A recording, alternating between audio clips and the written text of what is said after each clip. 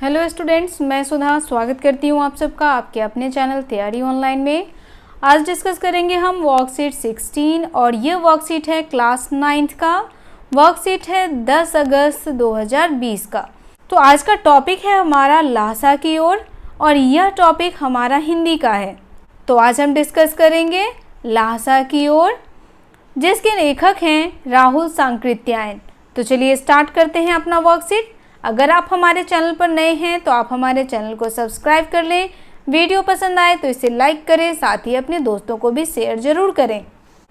तो चलिए स्टार्ट करते हैं वर्कशीट 16 और आज का टॉपिक है हिंदी में हमारा लासा की ओर, जिसके लेखक हैं राहुल सांकृत्यायन और यह लिया गया है क्षितिज भाग 1 से। तो यहाँ देखिए गद्यांश के रूप में दिया हुआ है। प्रस्तुत गद्यांश हमारा क्या है, पहले हम इसे पढ़ेंगे। तो यहाँ देखिए गद्यांश है हमारा, ल्हासा की ओर पाठ से ली गई। ल्हासा तिब्बत की राजधानी है। पूरा तिब्बत बौद्ध धर्म का अनुयायी है। इस अंश में तिब्बत के जीवन से जुड़ी बातों का उल्लेख किया गया है। इसे ध्यान से पढ़कर पूछे गए प्रश्नों के उत्तर दीजिए। तो सबसे पहले यहाँ ध्यान रखिए, जो हमारा पाठ है ल्हासा की ओर, जिसके लेखक हैं राहुल सांकृत्यायन, और ल्हासा जो है वह तिब्बत की राजधानी है। यह आपको ध्यान रखना है। ल्हासा किसकी राजधानी है? तिब्बत की राजधानी है। और ल्हासा में किस धर्म को माना जाता है? तो ल्हासा में या तिब्बत में जो भी लोग रहते हैं वो बौद्ध धर्म को मानते हैं, भगवान बुद्ध की पूजा अर्चना करते हैं। तो चलिए देखते हैं। तिब्बत की जमीन छोटे बड़े जागीरदारों से बटी थी। जागीरदार कहने का अर्थ है यहाँ पे बच्चों, जो जमींदार होते हैं, जिनके पास संपत्ति होती है या संपत्ति के स्वामी कह सकते हैं, उन्हें हम जागीरदार कहते हैं। इन जागीरों का बड़ा हिस्सा मठों के हाथ में था।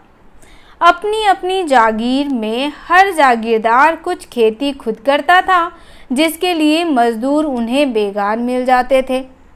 बेगार शब्द का अर्थ है बिना मजदूरी दिए हुए, यानी कि बलपूर्वक किसी से काम कराना, उसे कहते हैं बेगार, यानी बिना मजदूरी दिए काम कराना।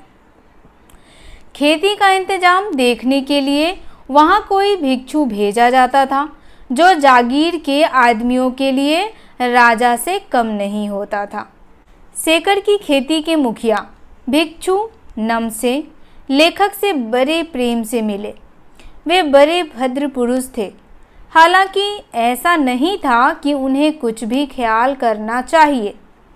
यहाँ एक अच्छा मंदिर था, जिसमें कंजूर की हस्तलिखित 103 पोथियाँ रखी हुई थीं। लेखक का आसन भी वहीं लगा। वह बड़े मोटे कागज पर अच्छे अक्षरों में लिखी हुई थी। एक एक पोथी 15-15 सेर से कम नहीं थी। तो सेर शब्द का अर्थ होता है बच्चों 16 छटांग की एक तौल। सुमति ने फिर आसपास अपने यजमानों के पास जाने के लिए पूछा। तब लेखक पुस्तक पढ़ने में मग्न थे, इसीलिए उन्हें जाने के लिए कह दिया। दूसरे दिन वे गए तो लेखक को लगा कि 2-3 दिन लगेंगे, परंतु वे उसी दिन दोपहर वापस लौट आए। तिररी गांव वहां से बहुत दूर नहीं था। लेखक ने नमसे से विदा ली और चल पड़े। तो ये था हमारा गद्यांश। इस गद्यांश में राहुल सांकृत्यायन जी ने अपनी यात्रा वृतांत लिखी है। वह गए थे ल्हासा, तो वहाँ उन्होंने देखा कि तिब्बत की ज़मीन जो है वह किस में बटी हुई थी? जागीरदारों में बटी हुई थी। और जागीरदार जो थे वह बेगार में काम करवाते थे मजदूरों से, यानी बिना मजदूरी दिए काम कराते थे। और खेत का इंतजाम करने के लिए वह भिक्षुओं को वहाँ पर भेज दिया करते थे। तो कौन भेजते थे? तो जो जागीर होते थे। उसके बाद देखिए, जो हमारे लेखक हैं राहुल सांकृत्यायन, जब वो ल्हासा गए तो वो वहाँ मिले किससे? वह मिले भिक्षु नमसे से। और वहाँ उन्होंने देखा क्या? कंजूर। कंजूर शब्द का अर्थ होता है यहाँ पर बौद्ध ग्रंथ। और उन्होंने देखा कि वहाँ हस्तलिखित यानी हाथ से लिखी हुई 103 पोथियाँ थी। और सारी पोथियाँ जो थी वह 15-15 सेर की थी, लगभग 80 तौल के बराबर। तो लेखक वहाँ गए और वो उन पोथियों को पढ़ने में मग्न हो गए। और वो जिनके साथ आए थे उनका सहयोगी था सुमति। वह सुमति के साथ लहसा आए थे। तो सुमति ने उनसे पूछा कि क्या आप और घूमने चलेंगे, देखने चलेंगे और सारी चीज़ें। तो उन्होंने मना कर दिया। क्यों मना कर दिया? क्योंकि वह पुस्तकें पढ़ने में क्या थे, मशगूल थे, मग्न थे। और उन्होंने देखा कि सुमति चारों तरफ घूम करके कब तक पहुंच गया था, तो दोपहर में ही वह वापस आ गया था, जबकि लेखक को लगा था कि सुमति को आने में शाम हो जाएगा। उसके बाद उन्हें जाना कहाँ था? उसके बाद उन्हें जाना था तिर्री गांव। और तिर्री गांव जो था वह लासा से दूर नहीं था। तो लेखक और उनके मित्र जो थे सुमति, उन्होंने नमसे से विदा ली और चल पड़े। कहाँ? तिर्री गांव की तरफ। तो चलिए देखते हैं वर्कशीट में क्या क्या प्रश्न पूछा गया है। तो यहाँ देखिए हमारा पहला प्रश्न है, भिक्षु को कहाँ और क्यों भेजा जाता था। तो देखिए पहले प्रश्न का उत्तर हमारे गद्यांश में ही है। पहले प्रश्न में पूछा गया भिक्षु को कहाँ और क्यों भेजा जाता था। तो भिक्षु को भेजा जाता था खेतों में। और क्यों भेजा जाता था? तो खेतों का इंतजाम देखने के लिए भेजा जाता था। ठीक है, यहाँ हमारा आंसर दिया हुआ है। अब दूसरा प्रश्न क्या है हमारा? तो दूसरा प्रश्न है नमसे कौन थे और कैसे व्यक्ति थे। तो हमने नमसे के बारे में भी पढ़ा कि नमसे एक भिक्षु थे। यहाँ देखिए नमसे के बारे में यहाँ दिया हुआ है।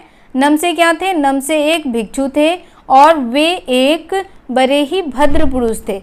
भद्र पुरुष कहने का अर्थ है एक अच्छे आचरण करने वाले पुरुष या व्यक्ति। चलिए अगला प्रश्न देखते हैं। अगला प्रश्न हमारा है लेखक क्या करने में मग्न हो गए। तो हमने अभी गद्यांश में पढ़ा है कि लेखक पुस्तकों को पढ़ने में मग्न हो गए। देखिए यहाँ दिया हुआ है लेखक क्या हो गए थे, तो वो पुस्तकों को पढ़ने में मग्न हो गए थे। चलिए अगला प्रश्न देखते हैं क्या है गद्यांश का। अगला प्रश्न है हमारा मंदिर में क्या रखा हुआ था। हम सब ने अभी पढ़ा है।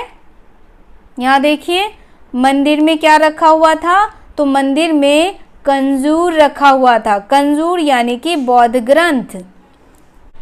अगला प्रश्न हमारा है कंजूर किसे कहते हैं। तो कंजूर क्या है? बौद्ध ग्रंथ है। हमने इसके आंसर्स अभी गद्यांश में देख लिए हैं। अब मैं आपको इसके आंसर्स यहाँ पर लिख करके बता देती हूँ। तो यहाँ देखिए सारे आंसर्स यहाँ पर लिखे हुए हैं। पहला प्रश्न हमारा क्या था?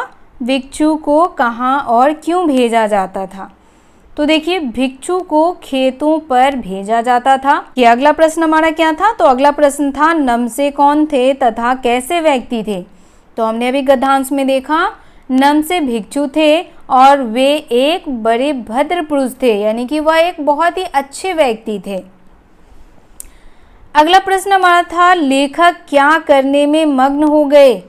तो इसका उत्तर हो जाएगा लेखक पुस्तक पढ़ने में मग्न हो गए। अगला प्रश्न मंदिर में क्या रखा हुआ था। मंदिर में कंजूर की हस्तलिखित 103 पोथियां रखी हुई थी। अब अगला प्रश्न है हमारा कंजूर किसे कहते हैं। कंजूर बौद्ध धर्म का एक वैधानिक धर्म ग्रंथ है जिसमें किसकी वाणी संकलित है। तो भगवान बुद्ध की वाणी संकलित है। ठीक है, क्योंकि तिब्बत के जो लोग थे वह भगवान बुद्ध को क्या करते थे?